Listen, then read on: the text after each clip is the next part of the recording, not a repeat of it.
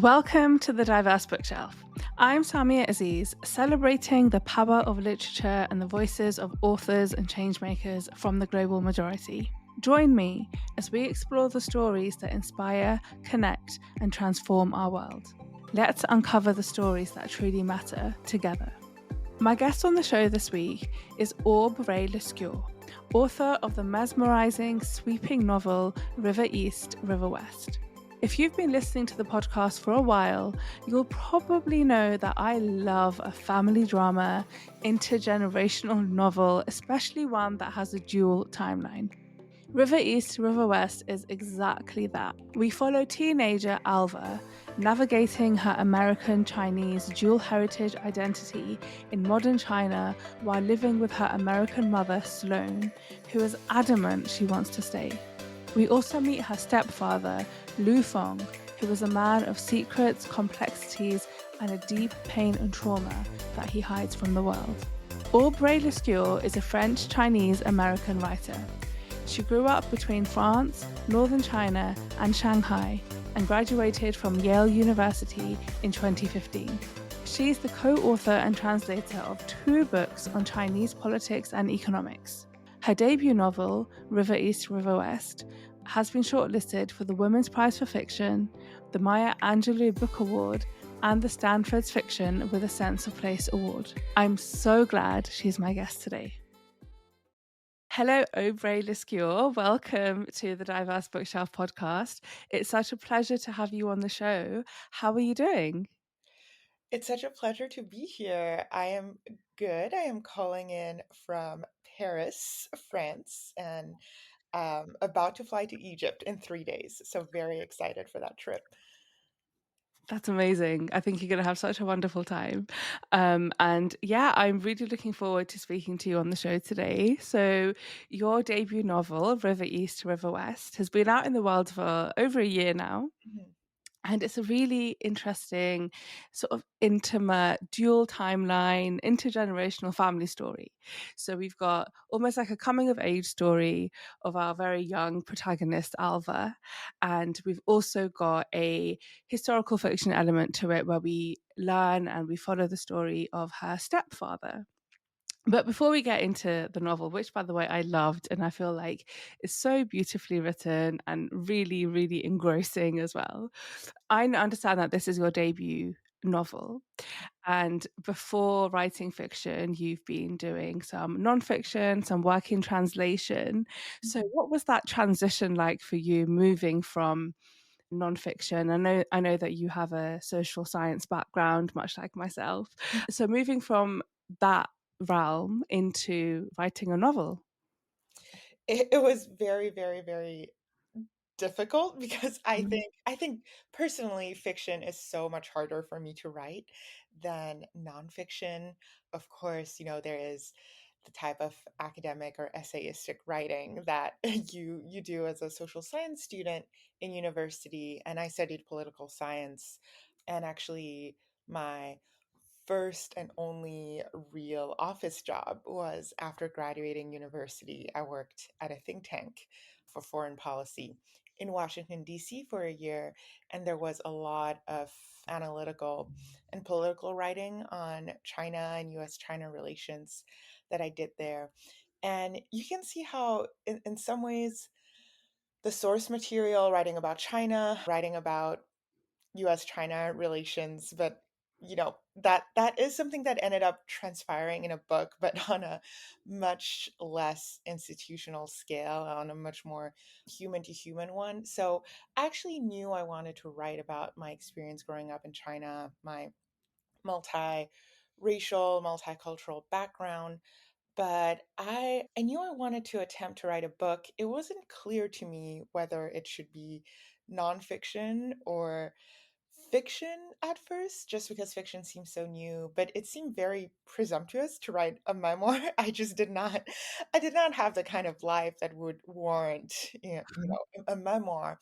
So I thought, okay, what if I took all these social observations, my lived experiences when it comes to racial and socioeconomic dynamics that I observed growing up in Shanghai, and made it into a story that felt more propulsive, potentially more appealing to a wider audience by turning it into a novel.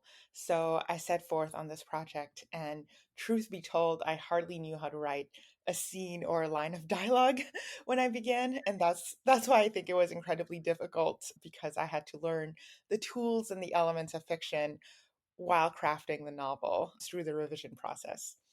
Yeah, I mean, it sounds like a absolutely mammoth undertaking, and really interesting that you decided you still wanted to write about some of the things that you've experienced. Because obviously, I guess the beauty of writing a novel and writing fiction is that you have so much creative license and your characters can do the things and experience the things that you have not been able to do, which is like amazing to then for you to then look into, okay, well, what does that look like and what does that feel like and all of those things.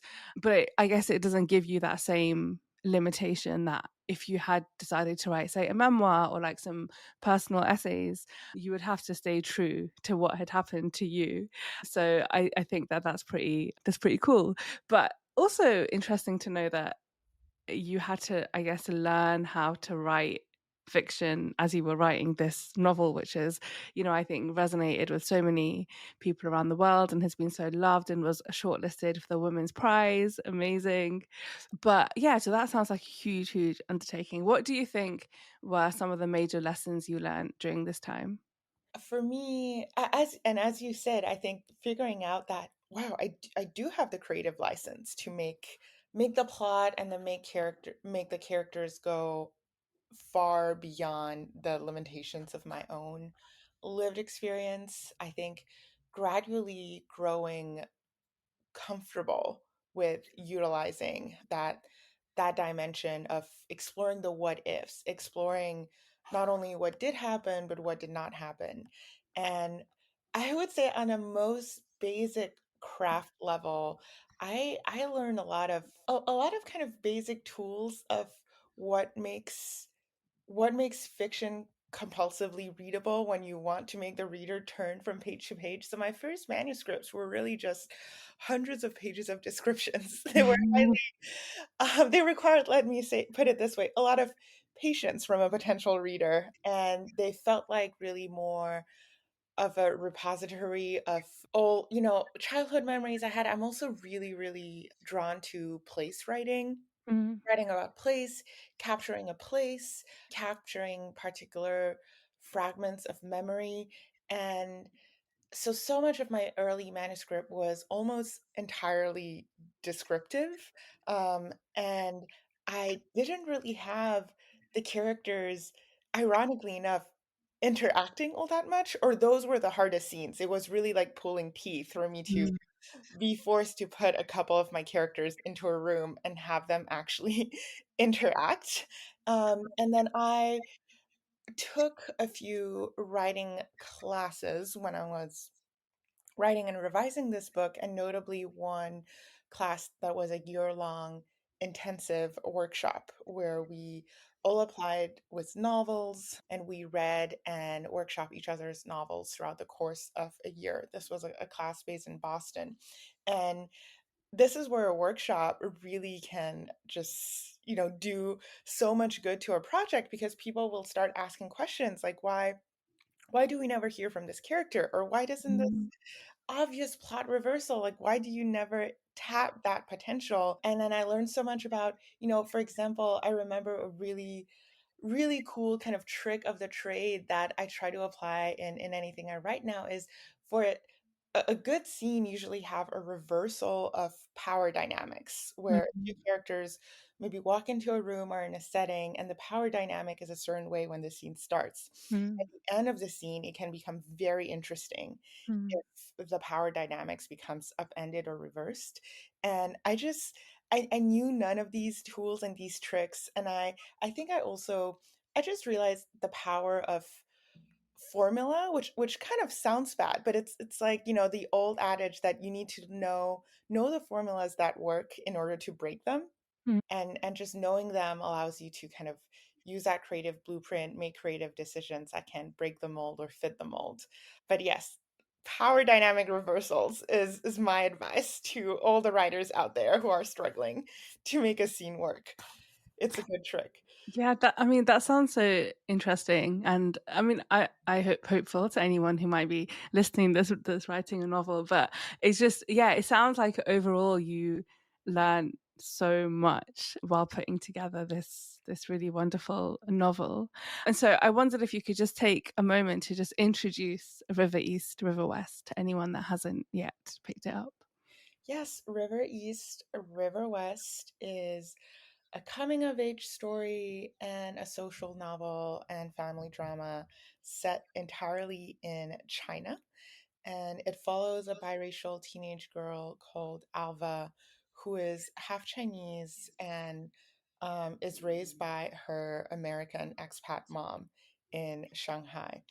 Out of nowhere, her mother marries their Chinese landlord, Lu Fang, which comes as a total blindside to Alva, and the three of them are forced to cohabitate together in this middle class residential compound in Shanghai. And the story is told from the dual perspectives of Alva and also her Chinese stepfather, Lu Fang, taking us back to 1980s China to the coastal city of Qingdao, where he meets an American teacher who's part of the first wave of foreigners led into China after the reform and opening era. I will stop there in case I give away too much in my synopsis. It's yeah, it's a really interesting, I think, take on almost like the immigrant experience of a person of a family, while also sort of talking about this sort of the tensions and the challenges, but also the the beauty that comes with mixed race identity and trying to figure out all the different parts of you and how they fit together and where you're going to be most accepted and how you feel. And normally, a lot of stories that talk about immigrant experiences, somewhat a reversal of the story that you're telling. And actually, the story that you're telling is not the typical immigrant experience, as you've said. It is the story of an expat. Mhm. Now, there is so much talk about the words that we use and their importance. And why is it that when people from the global majority, essentially people of color, move to the Western world, why they are called immigrants, whereas while people from the Western world, essentially white people, move over to other parts of the world, why are they called expats? And it's not just the word expat. We know that expat communities around the world live in extreme privilege, Mhm. as we see in your book as well. They are isolated actually from the rest of the country. They live in bubbles that somewhat mirror actually the life that they had in the US or the UK, wherever it may be.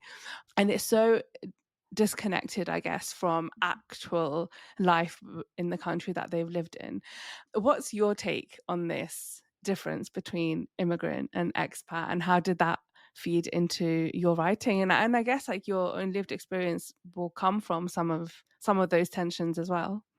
Yeah, absolutely. This is a topic I've thought a lot about, and specifically, as you said, not only the terminology of immigrant and expatriate, but also the power dynamics and the intentionality that is captured by those two concepts. And by intentionality, I mean the way I see it is, for me, an immigrant family has the intention to stay and try to make it and try to live and potentially raise future generations and stay in the country that they immigrate to. And some might not, but at least I think there is a subtext of that intention was the concept of immigration.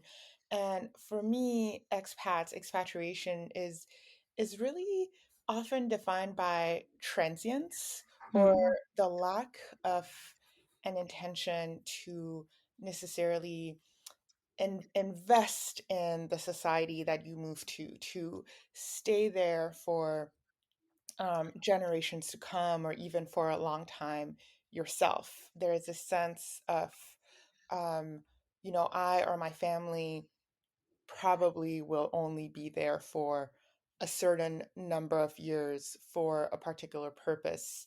But there's less of a, I mean, integration is a loaded word, so I don't want to throw it out casually, but there's less of an intention or real desire or real Mm. possibility of integrating into the society they move to. And I think for me that basically that transience and that lack of intention to really stay, to really integrate, to really invest is what defines expatriation and a lot of the expat experience for me. And of course, in the book, you end up having an expat who actually stays and is desires the opposite of transience. And the American woman, the mother at the center of my book, is some readers have actually said, well, she's an expat, but she's probably the closest character who wishes to be an immigrant to China, to really adopt it as her country, which of course is very, very complicated because she will always hold a certain status over, over Chinese people who she lives amongst. And a lot of the book is kind of exploring and satirizing that no matter how much she perhaps wishes she could think of herself as an immigrant to China, it's really hard for such a thing to be true. And in the Chinese context specifically, there there's also on the reverse side, China is not a country that's necessarily really interested in setting up immigration pipelines, especially for Westerners to stay and to raise, generations of their children there and become naturalized citizens. That is still relatively rare and unheard of in China for Westerners. And when you talk about immigration to China, there's a facet of the novel, unfortunately, didn't get the chance to explore so much, but there are workers and immigrants from Southeast Asia, from South Asia, from Central Asia who do immigrate to China in the more traditional sense that we think of. But for Westerners, I would say the reality is that expatriation and this mindset of transience and this mindset of, you can live in a bubble, be Mm. rather insulated from Chinese society as an expat there. That was very much the norm I observed growing Mm. up and kind of what I wanted to cull out and unpack through writing the book. Yeah, absolutely. And this point that you made about the intention of those that are expatriate is not to go and, like we use the word assimilate. Like it's not about like becoming Chinese or becoming like, at least in how you feel, right? Becoming like part of the Chinese society or community. The intention is usually to go for something that is going to be of benefit, whether it's a job or whether it's like a retirement plan or a holiday, whatever it may be. And it's interesting because it works the other way as well, in the sense that a person can go with the intention of not, of going like for a short period of time, maybe a few years or whatever, but then the expectations that are placed upon them by the rest of the society, by the authorities, by workplaces, are also that, okay, this person is not here to stay. Hmm. And there's a really interesting scene where Alva meets her friend's parents, who are also expats, and they talk about working with Chinese colleagues. Hmm. And she has a moment where she's like, "Oh, do you speak Chinese?" And the father says, "Oh, no, no, we just hire those that can speak English." Hmm. And it was a very like a tiny moment, but it was just this, again, this idea that like they're not even going to try, right? Like there's not a feeling that like they have to try or that they should try, whereas we know the burden that's placed on immigrant communities in the West, in the US, and the UK, to learn English, to be part of the fabric of society in a certain way, is actually really like it's the difference is so stark. Hmm. And it doesn't take into account that, well, what if you've spent decades of your life living in a country where you've never even heard the English language, how difficult it is to then try and learn it, and what, I guess, the consequences of not being able to speak it and not and refusing sometimes to do so. So I found that super interesting. And also, like you said, Alva's mother is not, I guess, like the typical expat. And I guess because she didn't arrive in China in that way, she's not working for like a multi transnational company, right? She had come sort of like as a wanderer and, like, was on this journey of trying to figure out who she was and, trying to make it in the film industry. And then she decided that she ultimately wanted to stay. And maybe one of the things that really forced her to stay was when she had her daughter, Mhm. whose father is Chinese, but also she looks in the book, like, it's really made very clear that looking at her, you can't really tell that she's mixed race because it's just genetics. You can just have more genetics from one parent, like in terms of how you look, than the other, right? There's no, a mixed race person doesn't look a certain way, right? So, and I found that really interesting. What do you think really in the mind of her mother Mhm. changed when her daughter was born? I mean, you just mentioned like 10 really interesting things that spurred thoughts. I do think, yeah, what you said about, what almost gave her a new lease on this life in China when her clock as an expat was kind of running out. And I do think you also picked up on the fact that I wanted Sloane, the mother, to represent another archetype of expat. And of course, there's many, many different types and kinds and personalities of expats. Every person is different, but there is, to generalize a little bit, I wanted to capture two of the more major archetypes of expats in China. And as you said, there's the corporate set, what I think of as corporate expats who came to China mostly as part of the economic boom that China experienced since the 90s, and especially in the early 2000s and 2010s. There was a huge influx of foreigners who came to China, many of them as part of multinational corporations that were opening up new offices, or investing in the Chinese market, or rather wanting to receive some dividends from the emerging markets in China and in Asia. And a lot of foreigners came to China this way with their families, with what was called relocation packages, where they were promised not only comfortable lives, but perhaps lives that were, of a higher status than what they could experience back home, where they would live in gated communities and villas, have chauffeurs and service staff and chefs who, of course, usually were, the only local Chinese people they might like really interact with on a day-to-day basis, besides their, corporate employees. So that's a subset of the corporate expats that I mostly came into contact with when I attended an international school for 2 years after attending Chinese public school. And I kind of had a view into the life of this kind of expats. But there's another kind that in my head, I think this is just a term I made up. I call them granola expats. Like they're crunchier, they're not necessarily wealthy, they didn't come to China necessarily on like a lavish corporate package, but they came to China or Asia because they were interested in adventure and exploration. Maybe, they're fascinated by a culture that's entirely not their own. A lot of them in the modern era, are university graduates who come to Asia to teach English for a few years. And Sloane, the mother in my book, is kind of a very, very early specimen of that, who came to China in the 1980s as an English teacher when China first reopened its borders to foreigners. And back then, she was one of the very, very few. And she was receiving a lot of attention as a result of that. And I was wondering, with her character, how to create someone who essentially becomes addicted to Mhm. specialness, to this feeling of, I am someone here. Mm. just because of the sheer level of curiosity and attention and friendliness I'm receiving.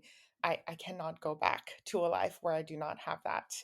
But of course, as China developed over the decades and opened its door to more foreigners, she gradually lost this kind of shiny newness as one of the, OG foreigners who came to kind of a more remote part of northern coastal China. And so that's what I mean by kind of a new lease on her expatness, on her specialness. She struggles. She struggles financially. She struggles with kind of her the performance art that living in China has become for her in some ways, and perhaps a struggle with authenticity as someone who wants to be nearly an immigrant to China but can never really authentically be so, and having a child that is half Chinese, that, as you said, maybe passes as Chinese when the child is younger, whom she puts in Chinese local schools and raises in China, almost gives her a claim to a more rooted life in Shanghai that she otherwise could not have. So that's what I was playing with. And I am biracial, and I did grow up with a white mother in China for most of my childhood and teenage years. And I just also wanted to play with the concept of, how can a mother-daughter relationship play out when one person kind of visually fits in with the visual majority of the country, and one person is of a completely different race and moves through daily life with a completely different status of how she's perceived, and yet they are mother daughter. They are, partners in this life, in this setup. In my book, at the beginning, the mother and daughter call each other partner, and yet their experiences racially, socially, is starkly different because of how they look and who they are in China. Yeah, absolutely. And I loved this mother-daughter relationship throughout the book, which is strained and difficult sometimes, but also full of love and acceptance, which a lot of mother-daughter relationships are. It's not a linear journey with anybody and their parents. And I really enjoyed that, the almost like the complexity of their relationship, because we had Alva growing up increasingly frustrated, not just, I think, with the state of China at the time, which was like heavily communist. There's all these scenes where she's just struggling against the lessons that she's been taught in school about history, about the censorship, about the rigidness in behavior and what's expected of her, and all of those things that you would expect any teenager to rebel against authority anywhere around the world anyway. So she's frustrated with those things, but she's also frustrated, in some ways, because I got the sense that she felt as though her mother was almost like withholding not just the opportunity to go and live in America, but she was withholding this other part of Alva's identity and Alva's like roots and history and family. She didn't speak very much about her own family. She was very reluctant even to talk about her life before she moved to China, sort of giving bits of information about things that she'd done, but not very much at all. And so I think I can only imagine that to feel as though there's almost half of you that nothing about, you're not able to connect with. It's very, very difficult as a person, and especially as a child. But her mother, we get the sense from Sloane that she's trying to protect her daughter in some ways. She's, very critical of the expat communities that are living in China at the time. She's trying to encourage her daughter to, sort of like fully, I guess, like just let herself live in the Chinese society, and to not expect too much just because her mother is American. But that there was so much tension in their relationship, and only really as Alva manages to convince her stepfather to allow her to move school to an international school where she thinks that will open up the doors of opportunity. It will be a place where she is accepted because of her dual heritage. Mhm, But she goes, and it's not the bed of roses that she hopes that it was going to be. mhm, I think only after that, maybe some of the conversations with her own mother change, and and also that comes at a time that China is changing massively, and with US relationships and the status of expats change massively, that we see this shift. What was it like for you, really writing that mother-daughter relationship, and what were some of the things that you felt you really wanted to bring out that sometimes can get missed when we're talking about this intergenerational, intercultural relationship?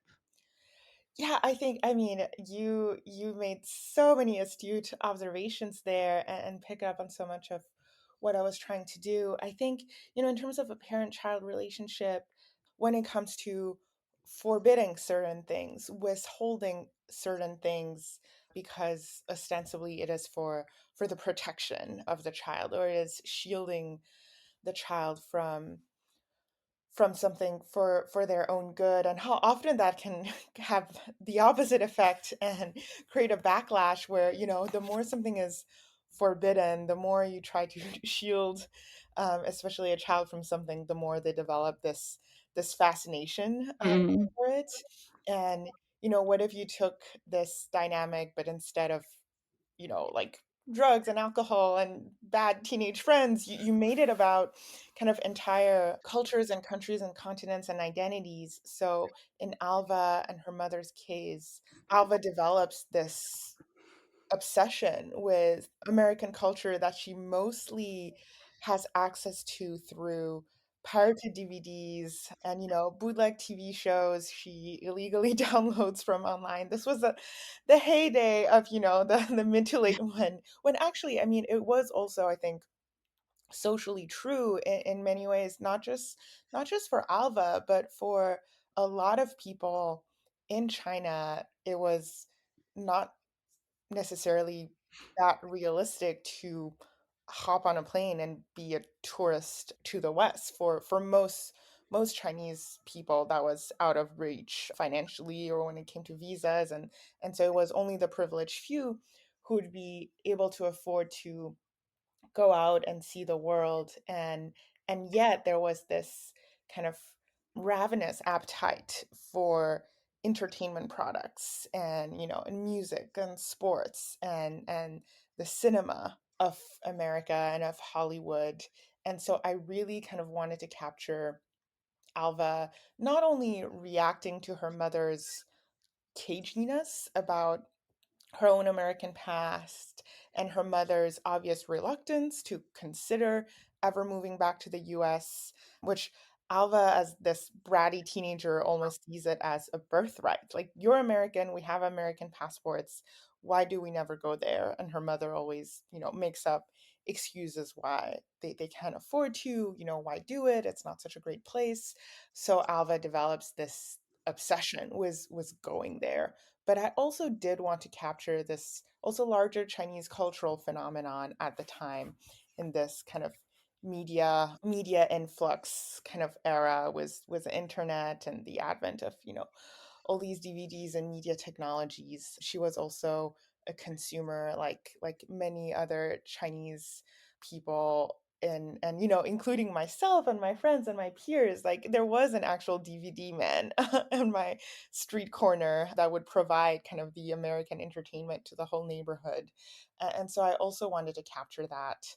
And as you said, the book is very much about her awakening to how, in some ways, of course, this obsession was a a pipe dream in many ways, and actually her mother was in some ways right to warn her against how this obsession is not healthy. It's not that great. Don't be so obsessed with the idea of going to America and the American dream. I think when writing the novel, I wanted to really be very careful with not portraying this search to leave China for a better life in America as, a literal truth. Like, oh yes, Mm. of course it's better over there, and of course it's not as good here.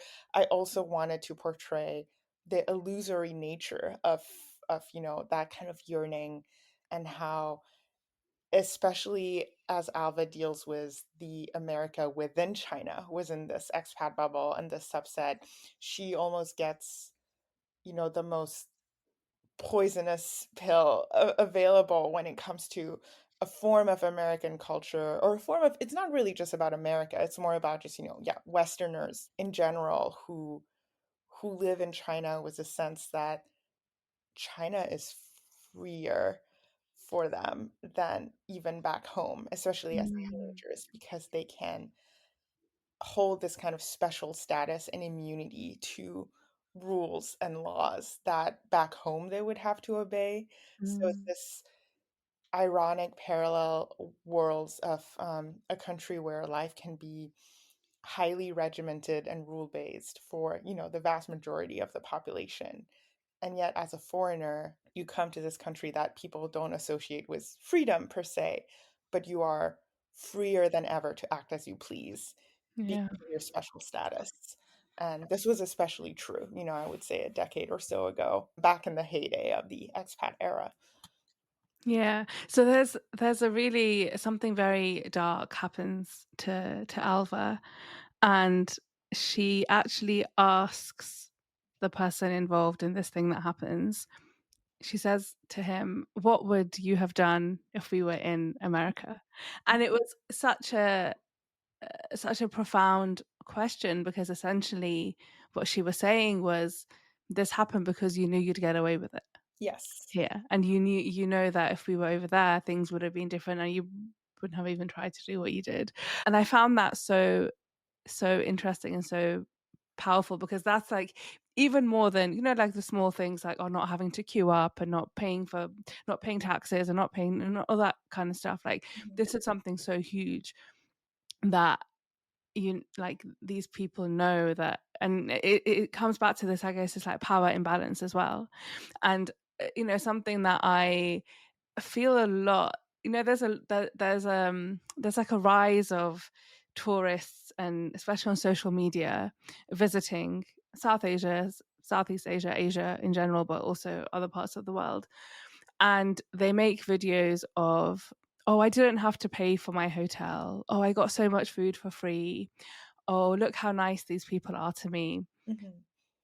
Essentially, the undertone is, oh, because I'm white, Mhm. or because I'm a foreigner. And the frustration watching it is, well, if you lived there, Mhm. you probably wouldn't be able to afford to stay in that hotel with your salary for an entire year. Mhm. Or if you lived there, there is no way that you would have gotten that meal for free.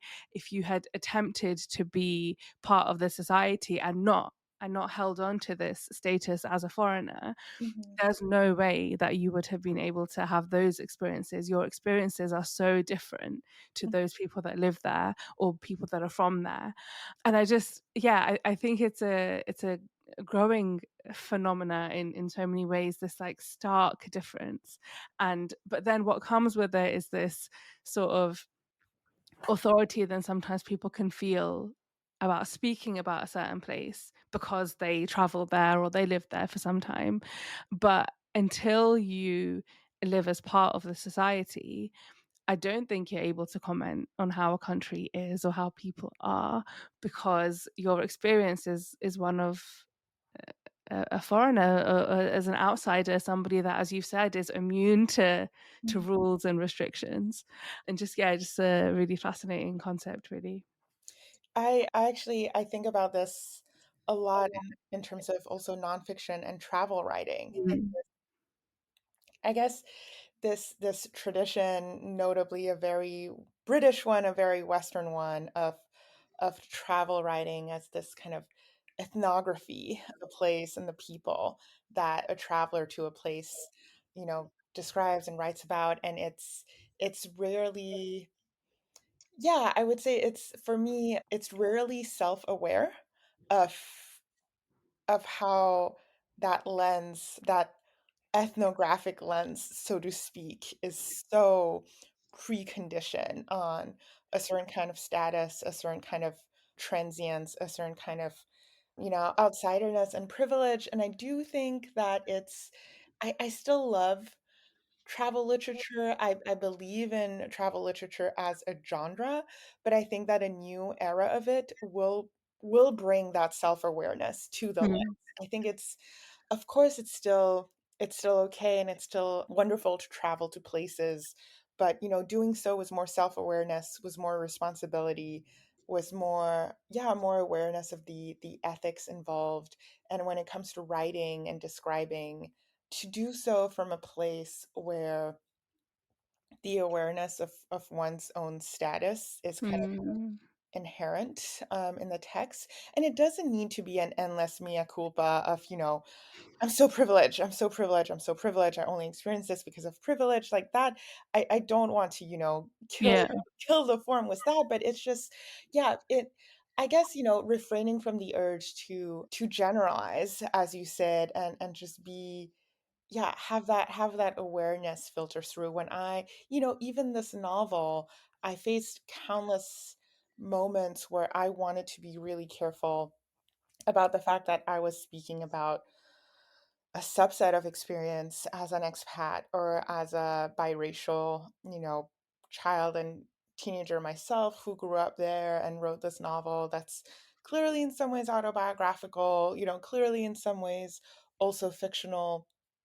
But I wanted to kind of make it clear to the reader without necessarily being so on the nose that this comes from such a lens of personal kind of limited experience, and I wasn't trying to speak for Chinese school children when I was describing what it's like to go to Chinese school or to feel a certain way about, the material in a history class. I really wanted through my writing to say, this is how this one specific character with one specific background might feel about this. I don't want to speak for what it's like to be Mm. going to Chinese school because I had a foreign passport. Alva had a foreign passport. At one point, her friend literally does call her out, saying, "You think or you say you suffer as much as the rest of us, but you don't. You always have this option to leave." Mm.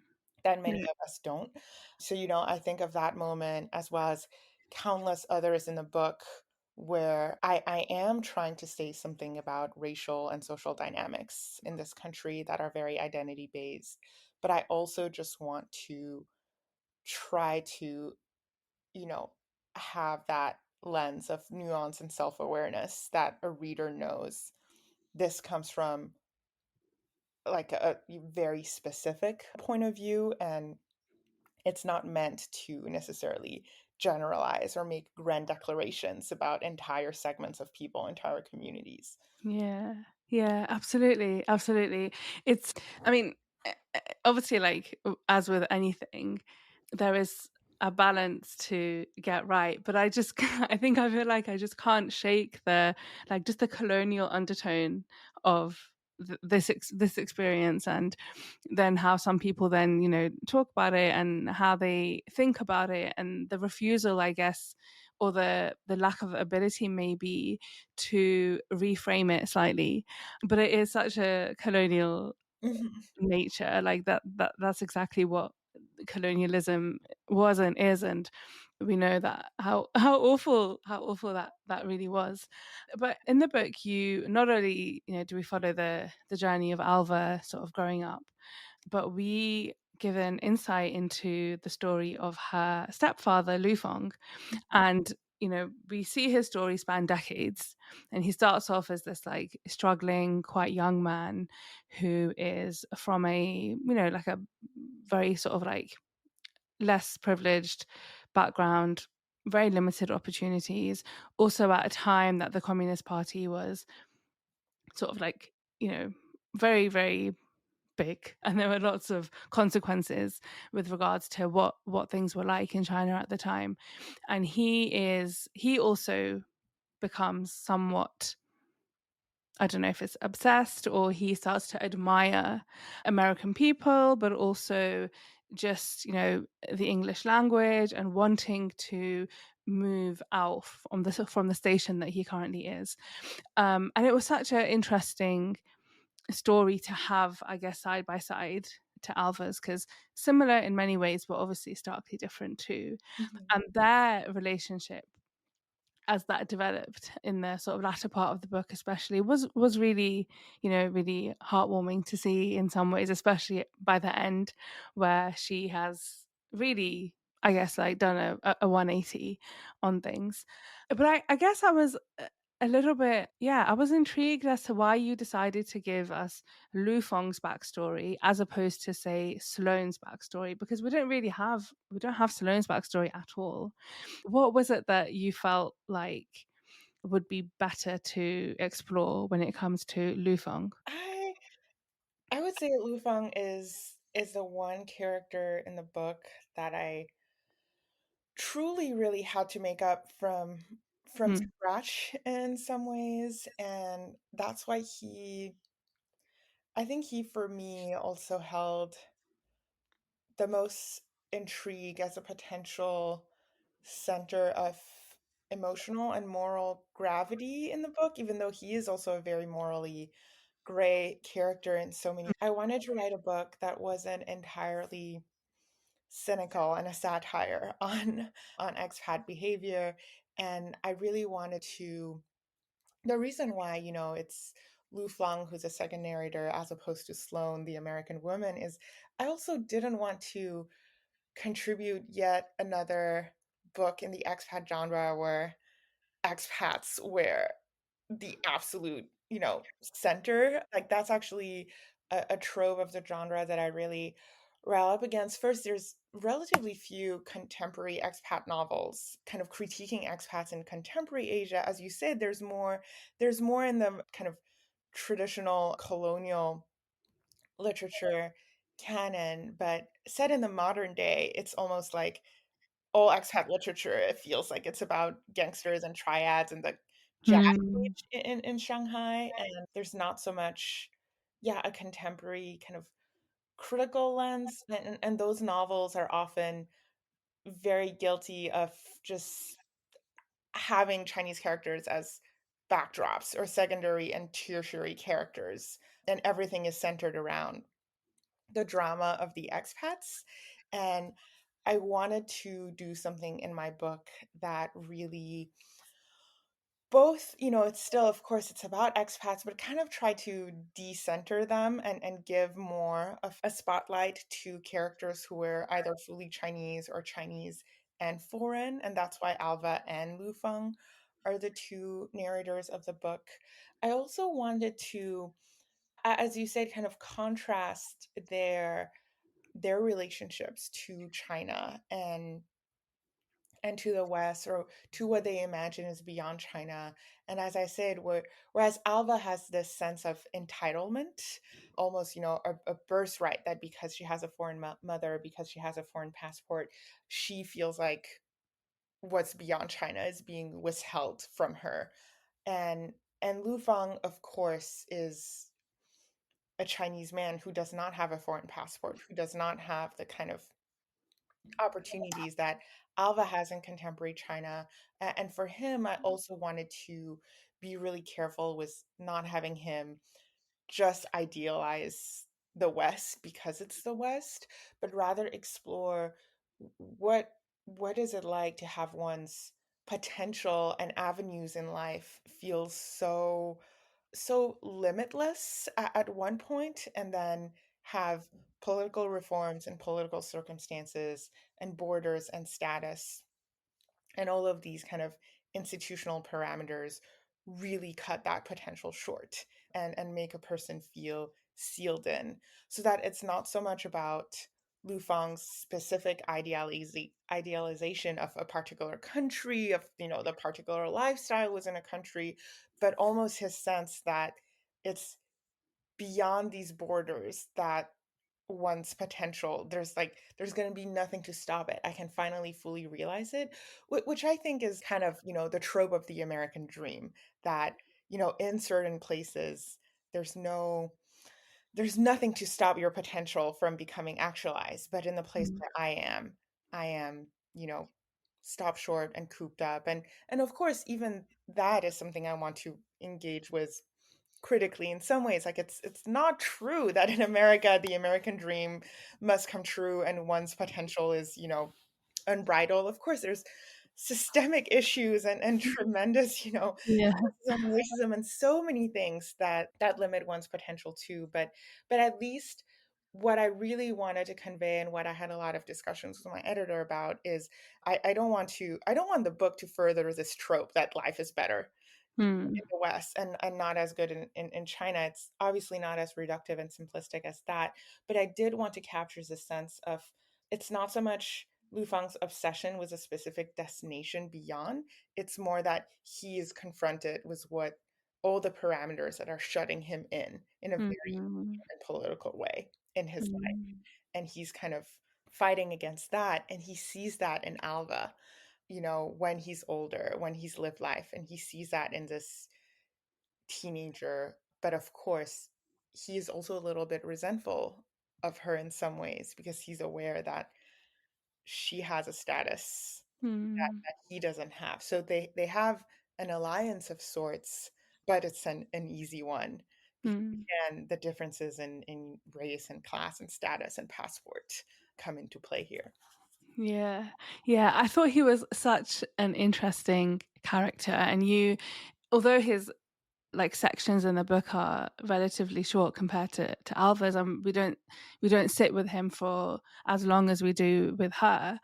I really felt like you were able to like build up his character, like make it so multi-layered, actually really in a way that was so thought-provoking and really deep, because he is quite when we meet him, especially at the beginning of the book, but also throughout Alva's chapters, every time we meet him, he's a man of very few words. Mhm, Seems very rigid, but you get the sense almost immediately with him that there's so much that he's not saying. mhm, There's so much more to him.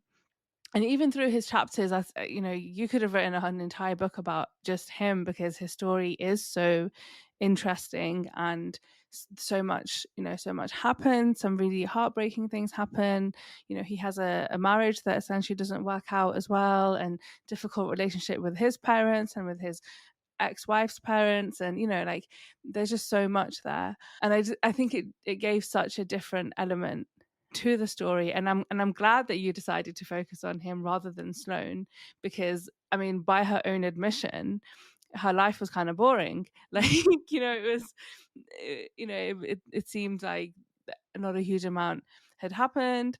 But yeah, and we see actually the thing that makes, I guess, Alva most interesting as a character is how she's navigating her dual heritage, how she is, passing as Chinese because of the way that she looks, but is not actually accepted as being fully Chinese because her mother is English, sorry, American. And there's a really interesting bit where she talks about the fact that in the Mandarin language there isn't a word to be able to say that I'm half Chinese, exactly as a translation. And in fact, the translation she offers us is that I am half a Chinese person, which is very just the words completely change the meaning of what we're saying, to saying you're half a person rather than your person is half of something else. mhm, And I think that was a real interesting way to explore the difficulties she was having in understanding who she is and her dual heritage. But speaking of language, I think you make a very conscious decision throughout the book to not translate everything that you're writing in Mandarin or any other language that you're writing. And sometimes you're using characters that are, so you're not even using like the transliteration of what you're saying, you're using the Chinese characters or whichever language it is. Can you talk a little bit about that decision to do that?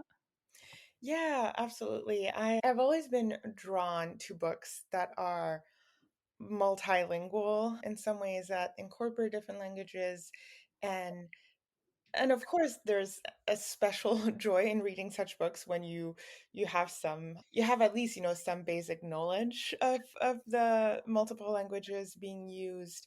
And it wasn't until I read this one particular novel called 99 Nights in Logar by Jamil Jan Kochai that I realized how the lack of any knowledge or familiarity with a particular language featured in a book could also be extremely powerful. So in that book, 99 Nights in Logar, a boy who's Afghan American visits his family's village and house in Afghanistan. And there's a lot of kind of English Pashto slang mixed into the book, but there's also this family tragedy that's referred to throughout the book about the death of an uncle that you very much get the sense as a reader is it's almost too sacred and too painful for the characters to really speak of it.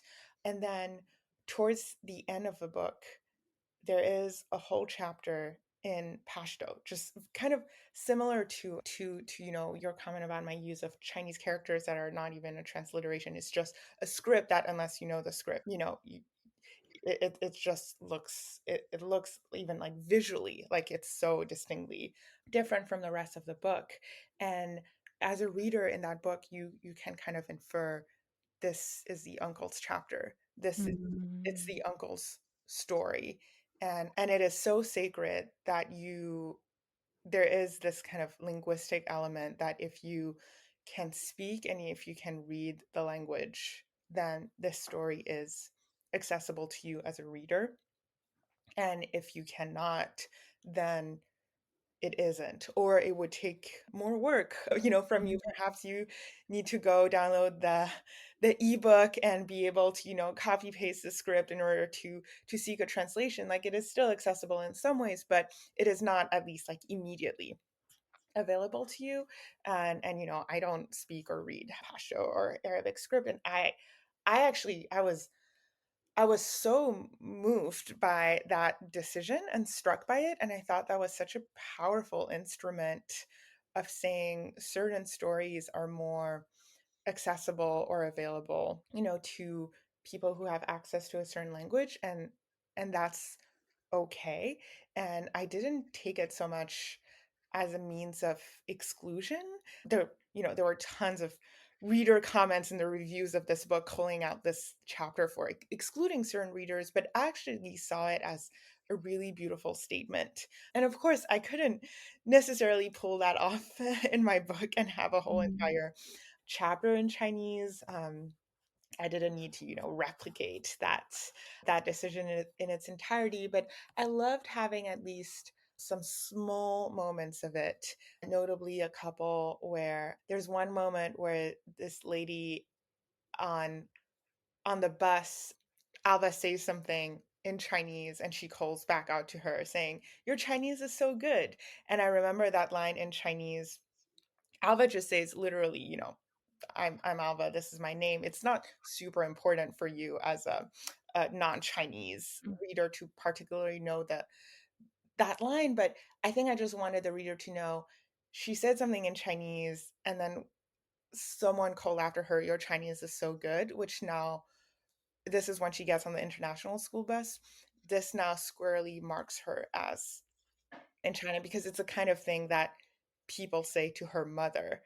And Mm. so I wanted to kind of play with that moment. There's another moment in the book where entire lines go untranslated, and that's when Alva and Lu Fang recite two lines of Chinese poetry to each other.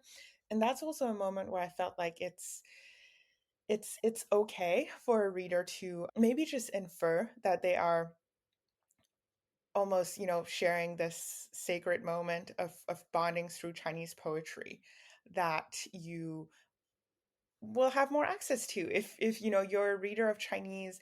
But if you're not, it's also okay because perhaps you got a sense that it's poetry, there's something that being said to each other, and and it's okay to just see that they are sharing a moment without Mm. you being able to understand, which I think actually parallels so much of our own experiences moving through the world or moving through different communities or countries where we don't speak Mm. the language. Like there's still so much you can observe and infer about things that are special, things that are heartbreaking without necessarily knowing or understanding. So I don't know if you had that experience when reading those, untranslated lines and if I successfully pulled off what I intended, but that was my Yeah, intention. yeah, absolutely. I mean, I guess one side of it is that like there's things throughout the book that you write that as a reader we can kind of we can kind of guess what was said, Mhm, or we kind of guess that it's not something important, or we know that it's got to do with this thing, right? Like it just takes a little bit of mhm, thinking, right? mhm, And I think that is I actually really love it when I see untranslated language in books, because I think, I know that I'm reading a book about people living in China and Chinese people. I'm pretty sure they're not going to be speaking English all of the time. mhm, And so often I find myself feeling a bit like, is it just a bit forced? Like I'm getting the story and I'm getting it in English, but to me, I know that there's an authenticity there that's missing. mhm, So I love it when it creeps through. But that part with the poem at the end, absolutely, like I think it was so powerful that it wasn't translated, also in line with the story, because not only was it that they were sharing, a moment that was like deeply moving and deeply about grief, but the story has been about identity, and the story has been about, you know, especially Lu Feng has emphasized so much about the English language, and Alva's been chasing this life in America. It feels like an act of resistance, or it feels like something that is actually rooting in who they really are, to mhm, have kept it in Chinese and to not translate it. Because I've spoken to authors before about this movement to decolonize literature, which is that, why do I have to give you a translation in English for everything that I'm writing when I'm writing about my people? Like, why do I have to give you a translation? Why can you not just look it up? Why does everything have to be palatable to the English speaker? mhm, And again, it's this like movement of decolonization, but it's not just it's another way of also just like owning your own story and owning your own moment. And I think it was such a perfect moment to keep that as Chinese, also because I think when you are expressing the deepest part of yourself as a person with any sort of mixedness in your life or in your identity, you often revert to the language that is closest to your heart and mhm, closest to who you are, to express it. mhm, And it's, I was recently listening to a conversation where somebody was talking about it was about the Bengali language. mhm, And these are people that have lived in the UK for generations, and, British Bengali people that were like, but when I'm frustrated and when I'm swearing, mhm, like I'm like angry, automatically what comes out is Bangla. It's not English. And mhm, I found it so interesting, because I've noticed the same, that actually the relief I get from expressing myself in Punjabi or in Urdu is very different mhm, to how I say it in English if I'm experiencing this like really raw, sometimes ugly emotion. And I just think that that's exactly what we see. Like that poem at that time in the book is a hugely impactful moment. It's such a deep moment that they're sharing, that if you are a person that is not like you're not an English speaker, and it like, by birth or whatever, maybe the way that you express it is in Chinese. mhm. So yeah, I did. That's such a beautiful observation, and I think it's so true that you know, if they ended the book by quoting like The Godfather to each other or something, that would have been I shudder imagining it, but it's true that I think, subconsciously I kind of set out their initial parallel to be their kind of obsession with what's beyond, with what's outside of China, and they both are kind of fascinated with American exports and soft power and culture and movies in some ways. But really, by the end of the book, what they discover binds them, or Mm. makes them kin, is Mm. this complicated relationship they feel towards China and being Chinese, but also this love that they have for their culture and specifically for the language, the beauty of the language and poetry. This actually, as you said, unites them in a way that's so much more profound than the fascination with, American movies or culture that the book kind of starts out with. Yeah. And it's true that at their perhaps truest moment of connection, this is what they return to. It's Mm. Chinese language and poetry. And I think, yeah, I actually didn't necessarily think about all the deep layers that you just mentioned, kind of in your maybe most sorrowful, most nostalgic, most fearful, but maybe hopeful moments, like they are in that moment. This is what their Mhm. their brains and their souls kind of turn to. Yeah. Yeah. Well, Aube, has been absolutely wonderful speaking to you on the show, and I'm kind of gutted that we have to bring this conversation to an end. But thank you so much for your time, and I can't wait for more people to pick up River East, River West. Thank you so much for having me, Samia. This was a lovely conversation. I hope you loved listening to this episode and found things that will stay with you. I'd love to hear from you, so please do reach out on social media and don't forget to like, subscribe, and leave a review, as it can really help.